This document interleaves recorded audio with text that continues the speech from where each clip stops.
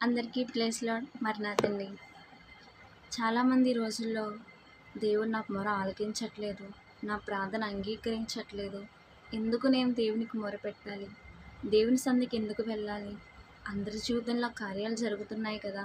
నా జీవితంలో ఎందుకు కార్యం జరగట్లేదని చాలా నిరాశ పడిపోతూ ఉంటున్నాను. ఇదిగో నీకోసం ఈరోజు దేవుడు నీతో చెప్తున్న మాట. నాకు మొరపెట్టుము, నేను నీకు ఉత్తరమిచ్చేదను. కీర్తనలు 33వ అధ్యాయం 3వ వచనంలో దేవుడు ఇలా సెలవిచ్చుచున్నాడు. నాకు మొరపెట్టండి, నేను నీకు ఉత్తరం ఇస్తాను అంటున్నాడు. మనుషుల దగ్గరికి చాలామంది వెళ్ళి ఇది నా కష్టం, ఇది నా బాధ అని చెప్పుకుంటాం. కానీ వాళ్ళు మన బాధను చూస్తారే కానీ లోపల చాలా ఆనందపడతారు. కానీ మన దేవుడు అలాంటి వారు కాదండి. మన బాధని మనం బయట నుండే చెప్తాం, కానీ ఆయన మన హృదయం ఎరిగినవారు. మనలో ఉన్న బాధని తీసివేసి మన ముఖంలో మన చిరునవ్వుని ఎన్నడూ ఉండేలా చేస్తాం. అందువలన మనం ప్రార్థించడం మానకుండా విశ్వాసంతో దేవుని ఎదుట ముందుకు సాగిపోదాం. మరి నాకు